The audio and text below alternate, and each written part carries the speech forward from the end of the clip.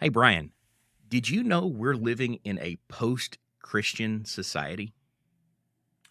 I'd like to know what that means because that term itself scares me. It does me too, because it really changes the game on evangelism. And you know something else that scares me? I asked an AI how to help us do a better job of evangelism, and the answers it gave me were surprising. We're going to tell you more about it in this podcast. This is Biblically Speaking, the podcast.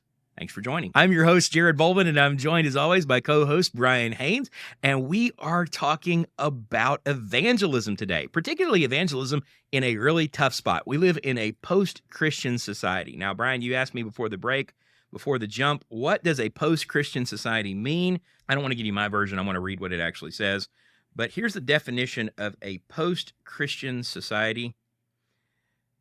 This is according to Wikipedia. Post-Christianity is a situation in which Christianity is no longer the dominant civil religion of a society, but has gradually assumed values, culture, and worldviews that are not necessarily Christian. Post-Christians tend to refer to the loss of Christianity's monopoly in historically Christian societies to atheism and secularism. It does not include formerly Christian majority societies that now follow other religions such as Islam. Some scholars have disputed the global decline of Christianity and instead hypothesized an evolution of Christianity, which allows it not only to survive, but actively to expand its influence into contemporary societies. That means that some people are proposing changing the message to fit the current times. We see a lot of that. Last week, we talked about who is Jesus? Did Jesus say he was God? You see a lot of that today when people are trying to remake Jesus. So I think you got some numbers for us on the decline of Christianity in the West. So I'm going to let you take it over here, Brian. Talk to us about that. So some of the research statistics, and of course, by the way, when we're talking about Christian, we're using that term in the broadest way possible. If we define Christian the way the New Testament defines Christian, it's always been a slight minority of people. We're talking in single One might digit, even say a remnant. a remnant, as the Apostle Paul might describe us as. So when Sorry, we're I used talking my about, man we're up talking voice. about, talking about a culture that reflects Christianity, not the genuine Christianity of the New Testament. But there's a lot of research that's done on this. People like to take statistics. So one recent article that comes out of the Pew Research affiliation, they say that at this time in 2020, approximately 65% of Americans identify themselves as Christian. Wait, Now, what's important to 64%? understand- That's a Go pretty ahead. good number, isn't it? I think 64%. That's 14% over 50. It sounds great, except that in reflection with numbers in the past, what it shows is a dramatic decline. So that we're Yeah. looking at if that decline continues. And by the way, we don't know if it's going to continue, but that's the speculation. If it does continue, we'll have a country that the majority of people in this country identify themselves not as Christian here in the next 15 years or so. It's not that people are just changing denominations and what people typically call Christian, or they're moving to other religions. They're becoming atheists. They're anti-God, or they're becoming purely secularists. They don't really care whether or not there's a God. And I think one of the more dangerous things that we're seeing in these numbers, and like you said, 64% is down from, in the 80s, it was roughly, I think, 80% of people identified as Christian, and you're talking about Western society. One of the really dangerous trends, and you mentioned the Pew research, but groups like the Barna Group, they track the generational changes, and that what we see is a pretty steady decline from, say, the greatest generation and the baby boomers being about even to there's a pretty severe drop when you get into Generation X, which is my generation and your generation, and the millennials, and then Generation Z, those people that were born at the end of the 1990s, and they're now young adults in their late 20s to approaching early 30s that are even less inclined to think of the world in terms of a Christian worldview. And those are big words, but what we're really talking about is, do they subscribe to the morality of the Bible, the belief that there is a God? The further people get away from a very basic belief that there is a God, the harder it is to evangelize them. You're exactly right. Or at least it feels that way. That may not be true necessarily. What's interesting is a lot of the people that are coming out and saying no affiliation, they're not necessarily saying, I believe there is no God. They're really saying is, I just don't care. I don't see the relevance of it. I don't think that it's a part of my life. Now, Jared, what I think is more interesting in this conversation is to first of all ask the question, why? Why is it that we're seeing this kind of decline? One thing we could do is we could consider that it's not unique to the United States. I was looking at similar statistics out of the United Kingdom, and the United Kingdom is probably about 25 years ahead of us on this. So in other words, they've already hit their point of Christianity being the minority of people. And it's interesting because one statistic put Christianity today in England 45%. So less than half Right. of people in England identify It's themselves. still a pretty big number. And again, you're using that in a broad sense, but Now, one of the things that's interesting in the United Kingdom is that they identify that the only areas where you see growth or stability in religion being passed down tends to be among immigrants. Interestingly enough, people from other countries that have immigrated to the United Kingdom, but the people that are comfortable there have lost that. Now, I have some ideas about why people are, to quote REM, losing my religion. What do you think, Jared? What's your thoughts here? there's lots of data on this, but I think a lot of it comes from a couple different factors. Number one, there's an inherent mistrust of authority. That particularly Generation X, we are defined as the forgotten generation, that nobody really thinks much about us. We always felt alone. We're carving our own way. We just deal with things. A lot of the later generations, the millennials and the Generation Z, they value authenticity. And so if you look at sort of the explosion of the evangelical movement in the late 90s or mid to late 90s in America, where worship and religion look like a rock concert, that's not very authentically approaching what's in the Bible.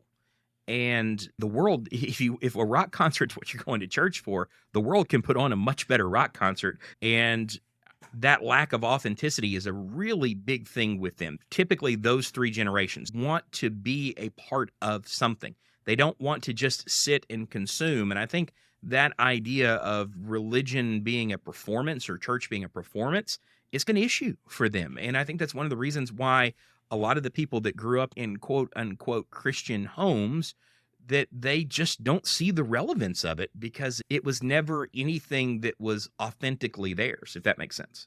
What do you got? What are your reasons?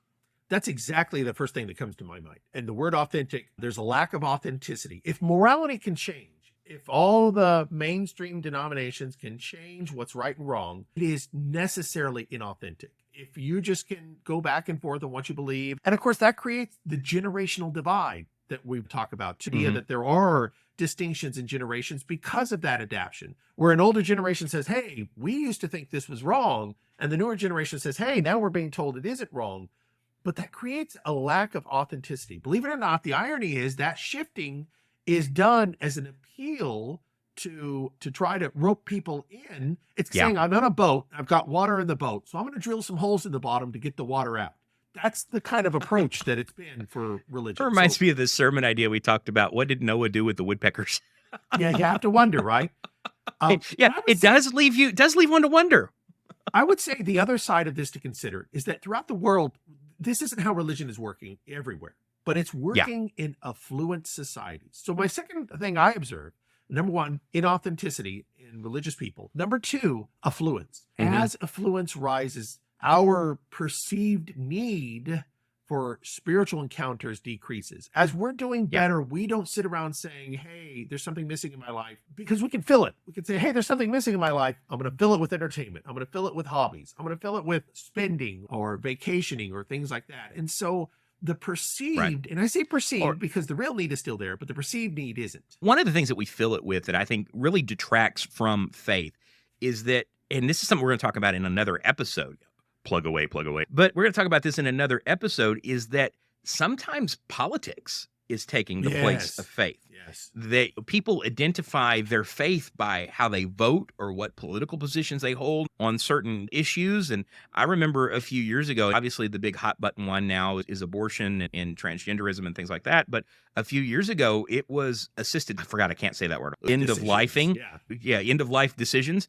And that was a big point, that all Christians need to rally around this. And that sort of led us to the point about, okay, we're not for making these kind of end-of-life decisions, but at the same time, we're almost frothing at the mouth when it came to the death penalty. And people began to point out inconsistencies in our logic. So there was always that lack of, again, authenticity. That really is the word that speaks the most to these things. Now, one of the other things that we talked about in the pre-show, and we're gonna get to the AI stuff. I know you guys are wanting to hear about, did Jared really talk to Chat GPT about evangelism? The answer is yes. Gave me some surprising answers. But one of the things, it's some scary. Were you a little frightened by those answers, Brian? When you saw them? Really did they say, I don't want to get into them just yet, but it surprised me. I didn't think Chat GPT wrote it. I thought you did. I thought, oh, that's interesting. Jared makes some really interesting. I thought, boy, Jared sounds a lot smarter than normal. That was my thought there. Oh yeah, way, way smart. Yeah, I didn't know he knew that word. Next week, there'll be a different co-host. Yeah, that's right. Brian, the bear summoner Haynes, won't be on. So That's right. Oh yeah, I forgot. We got to get you that shirt, Brian, the bear summoner. absolutely. That's right. Absolutely. That goes back to a very old joke when Brian was on one of the very first episodes of Biblically Speaking. And actually, I think it was the other program I was doing, the Walk Through the Word, that you were on. I can't remember which one that was, but Brian and I were, my studio was in the backyard at the time, and he was filling in for somebody who had to cut on me at the last minute and do something else because it was urgent. So Brian and I were filming in the late afternoon sun, and the sun was reflecting right off his head. And if you're watching on YouTube, you can see why that would be a problem. On my hair, which is almost solidly gray, that I'm only 46. My hair is solidly gray, and I look like Moses coming down the mountain. And I said, hey, bear summiter, tilt your head the other way. When we say that's an old joke, that's a 3,500-year-old joke. Or That is a joke 3,500 years in the making. That's absolutely correct. Years. Sorry. We were talking about this idea that one of the things that compounds the problem is our culture constantly feeds us this idea that there's no relating between generations. Now, I joke about Brian being a lot older than me. Brian's 4 years older than me. We're both Generation X. He's right on the tail of the middle end, and I'm right at the beginning of the very end of Generation X. But we were talking in the pre-show, Brian, your parents are the greatest generation, right? That's right. Born in the 1930s and early 40s. So that puts them. And again, we're saying that these distinctions are purely man-made. And I think sometimes they're terrible. How many times you hear somebody say, oh, that's millennials for you? Yeah. Okay, boomer. Yeah, exactly right. We have this, that basically, if this were a racial stereotype, we'd say, oh, don't say that. If this were some other type of discriminatory idea, we'd say, don't say that. But we have no problem categorizing and generalizing everybody in a specific time period to say, that's just the way your generation thinks. Oh, yeah. If I got behind the mic and I talked about people not being able to control their spending or gossiping all the time, and you went, oh, that's women for you. We'd get struck so fast, it would be like fire and lightning coming down from the sky. But we live in a culture that promotes or allows, at least, maybe I should say, just allows generational warfare. And I'm not so sure you were wrong with the promotes. I think it actually promotes generational warfare because it serves the kind of the necessary political divide that they're trying to maintain. Maybe the differences between generations aren't quite as stark as what we're being told. Let's talk about evangelism across the generations. What do we hear about why boomers can't talk to millennials, or X and Z are going to have a hard time relating to one another? How does that relate to evangelism? So let's make it clear to say this. While we're not talking about the idea that we change the message of evangelism, we see in the New Testament lots of times where the way that people talk to other people was based on their culture. Now, Jared, you were bringing up before the show, First Corinthians chapter 9. The Apostle Paul is talking about his way of engaging people, and he says, I become all things to all men. He says, to the Jew, I'm under the law, and to the Gentile, I'm free from the law. And it's interesting how he makes that application. And then we see it in lots of different times. We see Jesus talking to the woman at the well, engaging her in a way that kind of shocked his Jewish apostles that were saying, hey, what's going on? You're talking to a woman, and a Samaritan woman at that. So Paul on Mars Hill, when he goes up on Mars Hill to talk to philosophers, he doesn't start by saying, hey, let's talk about the law of Moses. He doesn't even mention the law of Moses, right? He says, let's talk about creation, and let's talk about your philosophers who saw things. You remember your poets were grasping for this one God that made everything. And then in places like Acts chapter 13, when Paul talks to a Jewish audience, he says, hey, let's talk about what Moses said, and let's talk about how Jesus fulfills that. Acts 14, a Gentile audience, let's talk about the creation. So what we're really saying is you talk to different people different ways. That is a biblical pattern of evangelism. You talk to people in the language they understand. In the first century, they had the gift of speaking tongues. They could actually talk in the physical language of somebody else. But we can adapt ourselves to talk in the language of people by understanding a little bit more about their generation and their culture. And it does matter to some degree. There are enough differences that we do say, yeah, I need to be able to talk to the millennial, the boomer, the Gen Z. I need to understand a little more about who they are. Just like Jesus needed to understand what a Samaritan woman was, or the Apostle Paul needed to understand what a Stoic philosopher or an Epicurean philosopher thought, or Paul needed to understand what the Jews needed and what the Gentiles needed. We need to become all things to all men if we're going to effectively evangelize. When Peter is first called to be the first apostle to go to the Gentiles. So you're in Acts chapter 10. He's taking the keys that Jesus has given him, and now he's got this authority to go speak to the Gentiles. And he has a vision before that happens. What specifically did he see in that vision? Do you remember? This is Peter in Acts chapter 10. Uh-huh. Yeah, so he sees this lowering of this great sheet, the Bible says, full of all sorts of animals, unclean animals, meaning pigs and eels and lobsters. And God says to him several times, arise, kill, and eat. Of course, Peter's response is, never touched an unclean thing in my life. And God says, hey, what I call clean, you don't get to call unclean. What I've cleansed, you no longer consider unholy. Peter doesn't understand this. He's got no clue, but he's being prepared to go and preach to this devout Gentile who has been seeking God. He's looking for God in all these places, and he knows that the gods of the Romans are not the right gods, and so he's looking for God. And so Peter goes to Cornelius, and he's got this idea that maybe the Jews have it, and so he's reaching out to that, and Peter says, I understand it now, that God is no respecter of persons. And I think sometimes we have this idea that the way I was converted is the way that everybody has to be converted. That meaning, as technology changes, are we using these things to reach a generation who, if you put out an advertisement for a gospel meeting in the back of a newspaper, you're probably not going to reach people in the millennial generation because none of them have ever picked up a newspaper. The only place you're telling people that your congregation exists is in the yellow pages or the white pages. You're not even going to reach very many people in Generation X at that point. That are we using the mediums that are there to reach people? Now, it's very important that we understand there's a difference between are we speaking to them in their language and changing what we're actually saying? So I want to be very clear about this. We're not saying, hey, you got to water down the gospel. You got to soften Jesus. You got to talk about Jesus and not talk about sin and repentance and hell or any of those things. That's not what we're saying. But the tools that reached me, I remember the old, what were they? The Macmillan film strips that were essentially a slideshow. When it beeped, you moved to the next slide and the tape recorder kept playing the tape that was all about what I needed to do as a new Christian. If I show somebody in Generation Z that film strip where everybody comes in and they're dressed like it's the 1950s and the gentlemen are wearing hats and everybody comes home and they're wearing a suit and tie and the guy comes over to teach them about the gospel and the wife has been vacuuming in pearls and high heels all day, that's going to seem very inauthentic to a generation that doesn't understand that dynamic because people probably never actually did dress that way all day, but they certainly don't do that now. We have to realize that not all change is bad change. If it's not changing the message of the gospel, it's just changing the way that I'm delivering it. I need to stop and think about, okay, is this something the Bible speaks on as stay away from this, or the Bible is silent on, but I'm crossing the authority of God here and I shouldn't be doing that because it's given me another example of how I should behave? Or is this something to where I'm doing exactly what Paul said in 1 Corinthians 9 and exactly what Peter did? I'm realizing the thing that I might not be as adept at using, that God's using that to call people today. And talk about that for a second.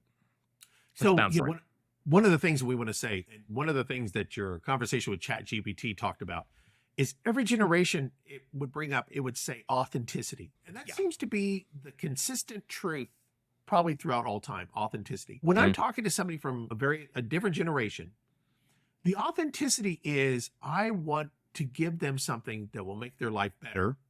I want to give them something that will save them.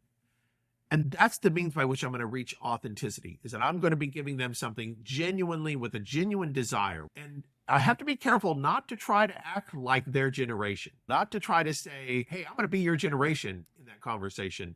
But I have to be genuine. Fellow young people. Yes, hello, fellow young people. Let's go watch the TikTok and use the Facebook. Yeah, I'm going to use the TikTok. Yes.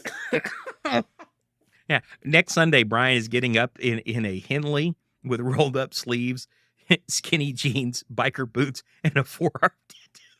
And a flannel shirt. Oh, yeah, and the flannel shirt. Okay. Yeah. Are you going to do the hairpiece, or are you going to rock the whole "it's okay to be bald" thing? It's okay. Hey, for Gen Z, they're okay with bald. They don't mistrust bald. So bald Now, is authentic.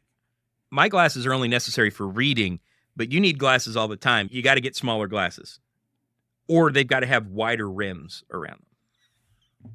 Yes, definitely. But yeah, we're not talking about mimicry here. What we're talking about is understanding and using what's part of their culture. So as we become this secularized society and people are asking the question of, why do I need God? Now, you mentioned that's not always necessarily an end to any discussion of evangelism, but so tell me, what can be some of the benefits of people coming to that conclusion of maybe I don't need God? How can that actually help us evangelize them? For one thing, in times past, when we had what we called a Christian heavy culture, what we really had was a lot of people with bad ideas. And Yeah. they allowed those ideas to define them.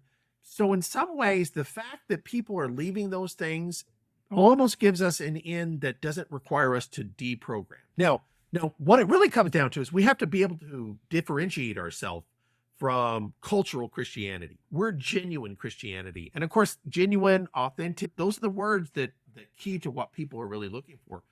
It's not a bad thing that people are saying, hey, I'm done with denominationalism. I'm done. When somebody, here's the term we hear the most, I'm done with organized religion.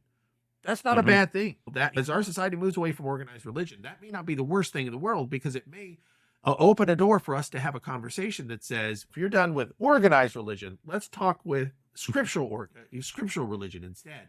You've never seen anybody more disorganized than me. Exactly right.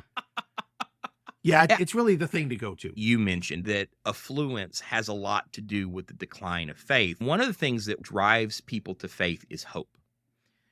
They want hope. And right now, hope is in short supply in our culture. That we've just come out of 3 years of a pandemic. There's still some political entities that want to say we're still in the middle of the pandemic. And that you've got all of the bad things going on in the world. You've got inflation, you've got war, you've got man versus woman, you've got people that can't define what their gender is anymore. You've got all of these things, and people are in a spot where they feel hopeless. And maybe our culture doesn't become a quote unquote Christian society again, but that's not necessarily a bad thing. Hope is universal.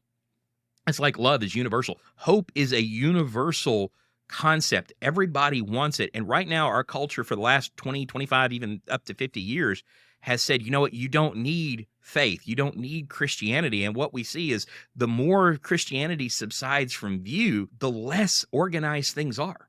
The less hopeful people are, the more intolerant people are of others who are not like them. That the differences between men and women aren't getting better. It's becoming a deeper divide. The one component that's the same in all of this is we keep trying it without God. We keep trying it without his word. And so I went to Chat GPT, and I'm going to do a long form video on this that's 10 minutes about just this part. That it'll just be me putting in these queries to Chat GPT, and hopefully it gives me the same things, because I forgot to record the screen when I did it. But I first asked it, I said, will you define Generation X for me? And I went Generation X, Millennial, Generation Z. And then I asked it about post-Christian America. What is post-Christianity? Is America post-Christian? And it affirmed, yes, according to, you got to remember, Chat GPT is an AI, but it's analyzing millions of data points. I think it's up to 2022 is the data points that it has right now. But it's got millions of data points that it's analyzing, and it's drawing conclusions based on those data points. That yes, America is a post-Christian society, or it's heading that way. And so I ask it, if you were going to evangelize, how would you, knowing what these different generations represent, how would you reach them? And here's what I asked it about Generation X. I said, what's the best way to evangelize Generation X? And it says, reaching and evangelizing Generation X, those born between the early 1960s and early 1980s, can be challenging, as they have experienced significant cultural and technological changes throughout their lives. Here are some of the strategies that might be effective in reaching this generation. Number one, address their skepticism. Generation X tends to be skeptical of traditional authority figures and institutions, including organized religion. You talked about that just a second ago. Address their skepticism by engaging in honest, open conversation about faith and spirituality and being transparent about your own struggles and even your own doubts. Focus on relationships with Generation X. Generation X values authentic, meaningful relationships. Build relationships with them by investing in one-on-one conversations, small group meetings, and other opportunities to form genuine connections that emphasize relevance. That's a big one. My whole life, that's been the question about anything is how does this relate to me? How is it relevant to me? That emphasize relevance. Generation X tends to be focused on issues of practicality and relevance, emphasize how the gospel can provide practical solutions, and relevance is like being authentic, right? Emphasize the gospel can provide practical solutions to real-world problems and show how faith can be relevant to their daily life. Offer a safe space for exploration. Many members of Generation X are open to exploring spirituality and faith, but may not feel comfortable doing so in a traditional church setting. That's one of the reasons why just inviting people to church is not a good way to convert them to Jesus. You got to have those sit-downs, those one-on-ones. You got to know your Bible well enough to sit down with somebody that you consider a friend and say, hey, let me tell you about Jesus. And knowing that the purpose in doing that is not necessarily to lead them to Jesus. And it's not scoreboard conversion kind of thing. It's, I want to introduce you. You're going to have to make the decision how this relates to your life, but I want to introduce you to what I consider to be the most important person who's ever lived. And it's worth noting that that there's no one-size-fits-all approach. Now, I also sent you the stuff on the millennial generation. So give us that breakdown. What did it say about the millennial? So millennial generation, that generation that grew up born in the 80s and 90s, came to adulthood around 2000. Their significant event, probably 9/11, when the Twin Towers were attacked, is their defining moment of their generation. Reaching and evangelizing the millennial generation. This is your asking Chat GPT, that open AI, this question. Can be challenging. They've grown up in a world that is vastly different than that of previous generations. Here are strategies that may be effective. Number one, build authentic relationships. Millennials tend to value relationships and community. So building authentic, meaningful relationships with them can be an effective way to share your faith. Focus on building relationships with millennials, listening to their stories and struggles, and showing genuine caring. Address their concerns. Millennials have concerns about social issues, poverty, inequality, justice. Addressing these concerns is an effective way to engage them in conversation about faith. Help them see how the gospel speaks to these issues. They can be part of making positive impact on the world. Be tech savvy. Millennials are digital natives and tend to be highly active on social media. Use technology to your advantage by creating content that speaks to their interests and concerns. Share it through social media platforms. Be authentic and transparent. Millennials tend to be skeptical of marketing, traditional advertising. They respond more positively to honest, transparent communication. Be honest about your struggles and challenges living out your faith. Share how your relationship with God has made positive difference in your life.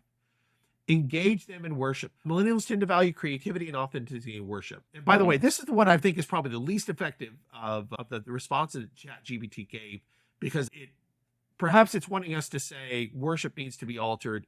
I think we could come across a different way on this, but let me go ahead and finish what ChatGPT said. Yeah, go ahead. Meaningful, relevant worship. Incorporate contemporary music, multimedia elements, and interactive experience. As I said, I think that's the least useful thing that ChatGPT had to say. Finally, summarize the same way to say. Go ahead. Oh, go ahead.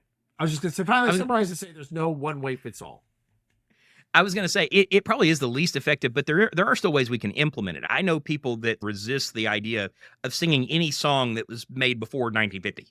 And if we're using, I think about maybe one of the best hymns ever written is Night with Ebon Pinion, brooded o'er the vale, that the night had come over the valley like a dark wing. And you get a bunch of millennials singing that. I got no clue what you're talking about. Yeah. But you get together and you sing The Battle Belongs to the Lord, and in heavenly armor will enter the land because the battle belongs to the Lord. That resonates with them. So it does have application. So I just want to be careful that we don't throw the baby out with the bathwater kind of thing there.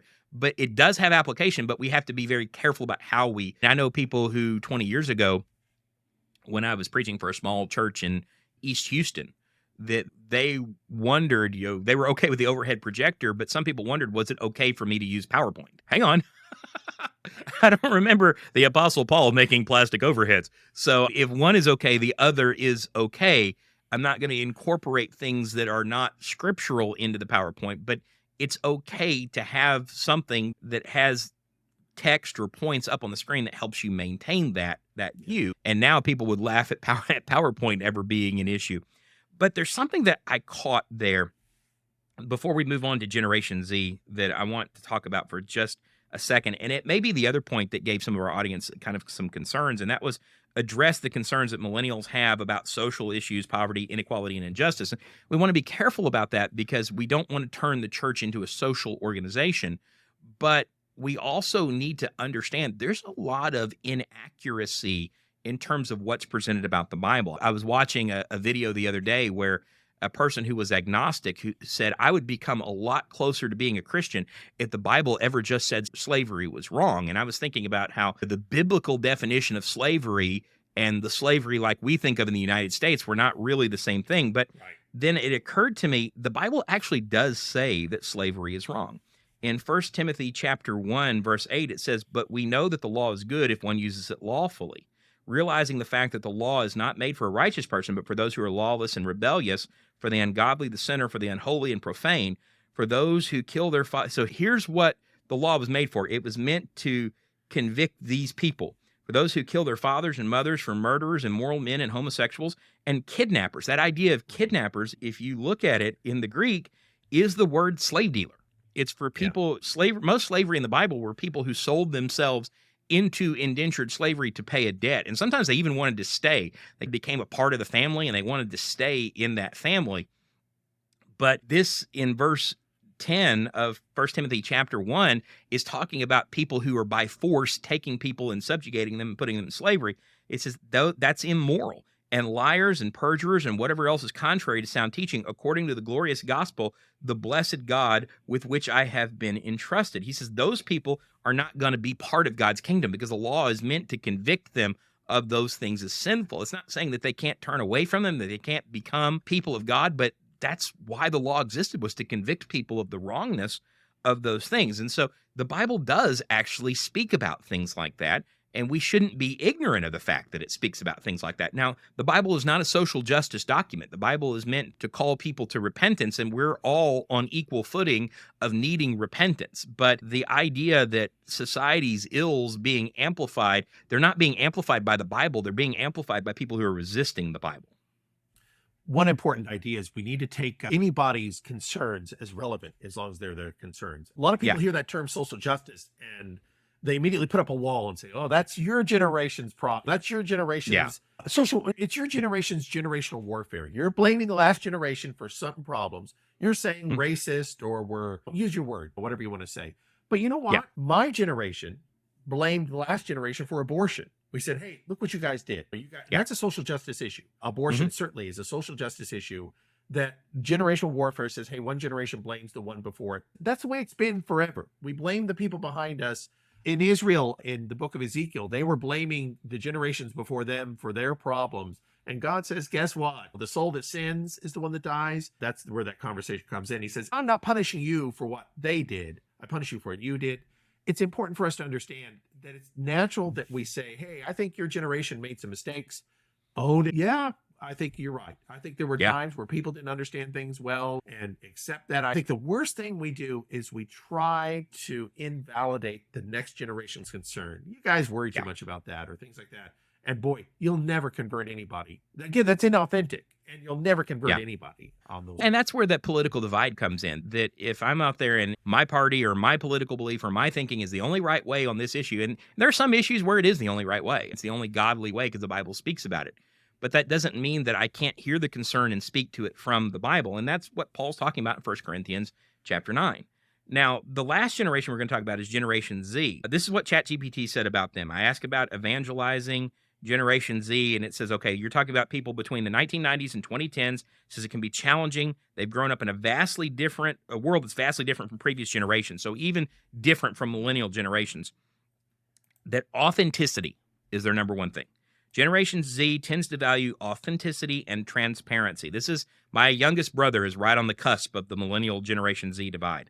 That they are skeptical of marketing and traditional advertising and respond more positively to honest, relatable communication.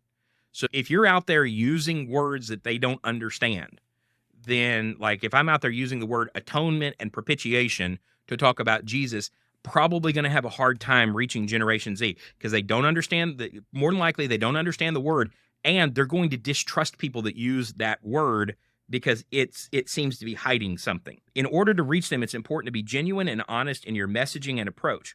Generation Z is big on social media. I use the idea of the yellow pages. If you're advertising your congregation in the yellow pages, you're probably not going to get even Generation X. You're definitely not getting Generation Z. It says their first instinct is to go, they grew up with social media and they're highly active on platforms like Instagram, Snapchat, and TikTok. These platforms offer opportunities to reach that demographic with targeted content and messaging. One of the things that we're doing at the Fifth Street Church is we're starting an evangelism campaign around some videos that I'm going to be putting up on a landing page that are going to be on YouTube. So if I give you a card, it'll take you to the landing page. But if you're just happen to be searching Church of Christ in Portland or Church in Portland, then you're going to come up. These videos will fall, and they're going to be basic things. Who is Jesus? Some of them are going to be like 1 minute short. Some of them will be 7 or 8 minutes long. But who is Jesus? Who is God? Why is church relevant? I'm not going to reach those people by handing them a CD, but I might reach them by giving them a business card with a QR code or by handing them a sticker that's QR code on it or something like that. And what's weird is they trust that as being more reliable, not just relatable, but more reliable than traditional media. It says, consider partnering with influencers. That's probably not as important, although I do have my own YouTube channel, so maybe we are partnering with influencers. There you go. Storytelling is a big thing for them. Stories are powerful tools. A story has this idea in my generation, this connotation of something being not true, but stories are powerful tools for engaging people of all ages, but especially Generation Z. Think about how many times, 3 different times in the book of Acts, we're told about Paul's conversion, right? That they respond well to personal stories that are relatable and meaningful. Share personal stories of how your faith has impacted your life and encourage others to share their stories as well. Relevance is important. So we didn't see relevance necessarily in the millennial generation, but we did see it in Generation X. Here's Generation Z. They're wanting to know how does this relate to me? They're passionate about social justice, environmentalism, mental health, among other things. Find ways to connect your message with issues that matter to them. Again, you got to be careful about that. But if you just dismiss their ideas as being unimportant, then you're going to be inauthentic and irrelevant right from the very beginning. And again, dialogue. Generation Z tends to be more comfortable with open dialogue and discussion than previous generations. They value diverse opinions and perspectives and are more likely, this is what's really cool. We think there's no hope for the gospel because we're in this post-Christian society. They're more likely to engage with people who are willing to listen and have an open mind. So create opportunities for open dialogue and discussion and be willing to engage with those who may have different beliefs and perspectives. So if you give them room to speak, they're more likely to listen to you than the millennial generation is. That's not a hopeless situation. So again, you have that warning about one size fits all. You want to weigh in on anything of that before I get into kind of where the points of intersection are in the 3? I think I'm more interested in talking about those points of intersection. I think, though, one thing we have to consider, the big weighing thing, is the conversation idea about different ways, different approaches on how we're going to do this. I think a lot of Christians will say, boy, I wish there were more kids in our church. What they mean is, I wish there were more kids that were kids, but they were my generation of kids. They don't want Gen Z. They don't want Gen A, what our next generation in there. Yeah, Alpha. They want more baby boomer kids. And that's what you're not going to get. That means you're going to have kids that do things that you think, I'd have never done that. I'd have never talked that way or dressed that way. The way people dress changes every generation. And you've got to not think that way. You've got to put that thought out of your head and say, new generation, new way of approaching it. What's scriptural? Not what I think is appropriate or appropriate to my generation. What's scriptural? What's right? And we've said that several times to say it's not unscriptural to use PowerPoint. It's not unscriptural to have a church website, but let me tell you what, if a church doesn't have a website, they lack relevance to several generations that we've talked about. And I know churches that say, oh, we don't have a website. We never needed one before. Do you want new members? Do you want the next generation of Christians in there? Then you need to demonstrate to them that you're ready to be relevant to them. And as I said, putting your sermons up on Facebook and YouTube is the equivalent of recording them on audio cassette 30 years ago. Exactly right. That's the Jewel Miller strip of 2023. Jewel Miller. Thank you. Not Macmillan. Jewel Miller. Yeah, Macmillan was the guy that wrote all the textbooks. But still, like I said, that's what saved people 40 years ago. Nobody's going to Yeah. be saved on the Jewel Miller film strip because Yeah. unless they're that ancient generation that still loves that. I say ancient because they're the generation that's leaving at this point, and there's just no relevance to us. The relevancy of the 21st century requires a different technology to approach them, and they're going to see that as authentic to Yeah. say, here's the language that you speak. We're going to talk it to you to demonstrate to you the value of the gospel, that the gospel is a multi-generational, multi-ethnicity, multicultural experience, but that's the core of the gospel, and we cannot try to force our culture into it and then formulate that to be the thing we're going to strike out with for others. Absolutely. So one of the things that I appreciate, there's a guy who teaches how to succeed at YouTube. His name is Sean Cannell, and he runs a company called Think Media that I've learned a lot from over the past couple of months in terms of how to approach YouTube. But he's famous for saying that you have to make up your mind on the niche that you're going to go with, because if you chase two rabbits, you're going to lose them both. We can't create a strategy that covers all of these bases. So I asked Chat GPT to give me the points of intersection between those. I said, show me the points of intersectionality about the Generation X, Millennial, and Generation Z when it comes to evangelism. And these were the things that it came up with that were relatable to all the generations. The first, and it's no surprise, is authenticity.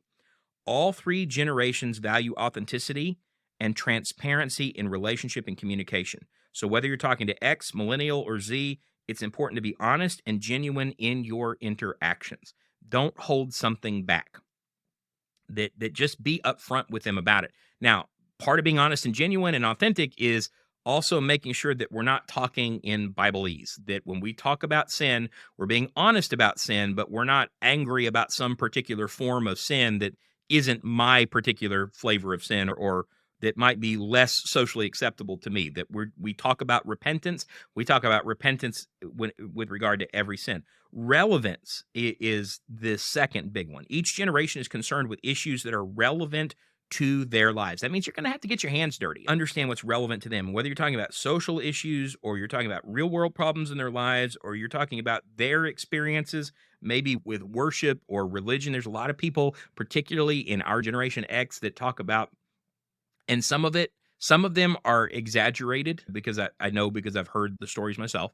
Some of them are very true, but there's what they call church hurt, where people have been hurt by those in authority in church before, and they're skeptical. You're going to have to be patient with those people. You're going to have to show why the gospel is still relevant to them. You're going to have to engage them in worship. You can't hold on to the Jewel Miller film strips and the hymns that are pre-1940. You're going to have to maybe update some of that to appeal to them as well. It's important to speak to their specific concerns and interest and use the generation that you're trying to teach. The third thing it talks about is relationship building. And this, I think, is key, that we need to understand, particularly you and I as evangelists, that relationships are not limited. I can build a relationship with a person in any one of those generations. If Peter can build a relationship with Cornelius, bridge that gap, teach a Gentile the gospel, then I can build a relationship with any person of any generation. So whether I'm engaging with Generation X, Millennial, or Generation Z, I need to focus not on just teaching them a script about the gospel. I need to focus on building a relationship. And then the last two, I think, were technology, which we've already talked about quite a bit. And the last one, strangely enough, was skepticism. That each generation is skeptical of traditional authority figures and institutions, including organized religion. So you need to have open and honest conversations about faith and spirituality. And you need to understand that they're going to be skeptical initially. And that skepticism is just a sign of the generation that they're part of, and that you're going to have to work through those things if you're going to lead them to Christ. So let's talk about those points of intersectionality. What's interesting about the intersection is that almost all of them, you have those statements that are the same, which are, number one, no two people are the same. That's what it says every time. Chat GPT wants us to know you can't really pigeonhole people and say this Nobody is is carbon copy. Nobody's a carbon copy. We may belong to a generation. We don't necessarily think like one. But generally speaking, there's a generic truth to it. Mistrust of society. You know which generation gave us the saying, don't trust anyone over the age of 30? The baby boomers. And they weren't the first. They weren't the first. There's always been a mistrust. And don't exacerbate the situation by playing to that generational warfare, don't blame millennials for everything. Boy, I just loathe to hear somebody say, that's millennials for you. That's Yeah. a ridiculous statement. And it's every generation before has blamed the generation to follow. That's the constant way of thinking that's a problem. If we're going to put these into practice, I would say the biggest ones that we need to focus on are probably the first three. And I think it did list them in the order of importance: authenticity, relevance, and relationship. That skepticism, that's going to come. To me, I don't care whether I'm talking to somebody that's a baby boomer or somebody that's the greatest generation. If there's a disagreement, somebody's going to be skeptical. Skepticism is always part of the equation. I think it's more so with our generation and younger because we were trained to be skeptical, maybe by those people who said, don't trust anybody over 30. Boy, that sure cuts a lot more now that I'm 46. But Yeah. yeah, Paul McCartney can still sing When I'm 64. There you go. He's past that by a few years. But I think if we really focus on those first three, if we talk about authenticity, if we're talking about how the Bible changes us, we can talk about our struggles. We can talk about the things that we deal with as a Christian. I think about BJ Sipe. He talks about his struggles as a young Christian and how he transcended those with the help of his wife all the time on podcasts. And I'm not going to go into those, but he's done one of my Man Up podcasts with me, and you can go check that out if you want to. But he uses that as a good example to not only help people with a specific struggle in their faith, but to evangelize. Here's how, when I really finally got who Jesus is, here's how it changed me, and here's how it helped me. Being authentic about stuff like that. That relevance, if the Bible is just some 2,000-year-old book, we joked about having a 2,700-year-old joke a few minutes ago, but if the Bible is just a 2,000-year-old book, then it's not worth the dust that collects on it. It's got to be relevant to our daily life, and we need to let it speak where it speaks, and we need to admit when we're contradictory to what the Bible says and the way that we're living, and try to bend our life in the direction that the Bible is trying to teach us to go. And we've really got to focus on those relationships. We've got to focus on knowing that those people who are not necessarily of the same years that we are, that they're not really much different than we are. They've been schooled by a different world, but in reality, they really just want the same things. And that's, they want somebody to hear them. They want somebody to accept them. They want to hear how this message that's so important to me is relevant to them, or they want me to quit talking about it. And those are the areas, I think less so with technology and skepticism. Those are just like road signs that we need to pay attention to. But those three, for me, are the big ones. How about you? Yeah, I like the idea of authenticity. And I think one thing is that reflected in effective preaching today. If somebody's going to preach a sermon, say on drinking or on some personal thing, and they say, here's all the verses on drinking, there might have been a time when that was an effective sermon. But today what people say is, for this to have a sense of credibility with me, I need to know that you're sincere about what you're saying. And you need to tell me, hey, I remember the struggle with alcohol, the struggle with drinking, the struggle with pornography, you need a vulnerability and an openness that makes this not, it's funny because you'll hear a lot of people today say, I don't like being preached at. And I have to appreciate what that means. That means I don't want you just to tell me what I should or should not be doing. I need to understand why. And that relevance to you is important. There's nothing wrong with that. There's nothing wrong with somebody saying, I demand relevance, because why did Jesus come to earth if not to have a relevance in the conversation of the things he's going to do? He can understand what we're going through because he experienced it. That's the sense of what we're doing. I'm not going to preach a Jewish sermon to Gentile audience, Paul would have said. I'm going to bring them the message that they need to hear that's relevant to them, that makes them understand. That's how preaching ought to be today, but that's how teaching ought to be today too. Today, you need to hear people say, let me show you something that changed my life. The gospel is something we're trying to get people to see its value and to bring it into their life. And that means we have to make it relevant to the way they think of things as relevant. And I tell you what, if you're unwilling to appreciate that, you're not going to be effective. You may be sincere, but you're not effective. And be effective. Be all things to all men. And I think that's one of the reasons why we have to be careful with nostalgia, that don't say that the latter days were better than the former days were better than the latter. That Solomon talks about that in Ecclesiastes, that only a fool says that. There was a type of messaging that worked in the 50s and the 60s and the 70s and the 80s, and it worked very well, but you were talking about 1 to 2 generations of people that was hitting. And now you've got people that you have to incorporate these other ideas because they don't immediately accept that the Bible is authoritative over their lives. So you got to talk about relevance. I think about Keith Stoneheart, Keith the legend Stoneheart, actually a former rock musician who gave it all up to teach the gospel. And what a powerful testimony he has as a preacher, that here's who I was before I met Jesus. This is who I became. after I met Jesus, and he's the transition in me. And those of us that grew up around the church, maybe we don't have such a powerful testimony, but we know a lot of people who we have seen the gospel change, and we can talk about their stories, and we can talk about our own transitions, even if they seem more insignificant to us. It might be a powerful motivator to get somebody to stop and listen to the gospel. That's a question that I get all the time: is why would anybody want to believe the gospel today? And my answer is because that's the only place you're going to find any hope. And the reason why I have any hope in this world at all is because of the gospel. And that's where I start talking about how the gospel changes me. And then, you go to a passage like Isaiah 55 and the passage of come and drink from the fountain of life without cost, and all of those things that God is saying there in that invitation. I've got to tell you why I want them first. And I think that's really what was getting at. So the answers from AI were pretty good and pretty scary. I think it gets us better than we do. It's fed with millions and millions of data points, and I wouldn't recommend trusting everything that it says. I ask it some basic questions about the Bible, and some of them it was spot on, and some of them it was way off on, and extremely weighted toward one biblical position or the other that's not necessarily the truth of the Bible. But as I figured, as an indicator of who man really is and who people really are, it would have a pretty good grasp of it. And I think it did. And so it's a little scary. It knows us better than we know ourselves. Brian, let me give you the last word, and then we'll bring this space shuttle down. It's important to understand this. The words of Solomon: nothing's new under the sun. Things haven't changed.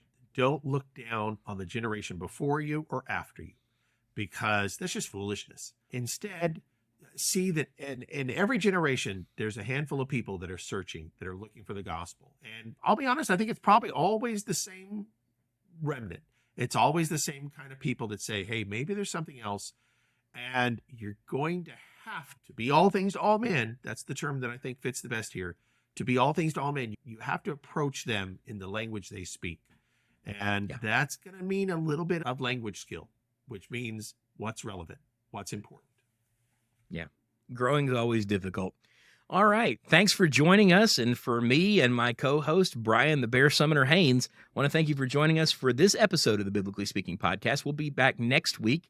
Haven't really talked about what that episode's going to be about yet, but we've got a few days to figure it out. I'll probably drop some hints on Facebook and for the old people, as well as maybe some shorts on YouTube. Be looking for the long form content on this particular episode to drop later this week. I think it'll have some more insight that we didn't get to cover in the podcast, because you really need to see that. And if you happen to be watching this on YouTube, check out that episode as well. But as always, we want to thank you guys for joining us. And for me and my co-host Brian, thanks for being here.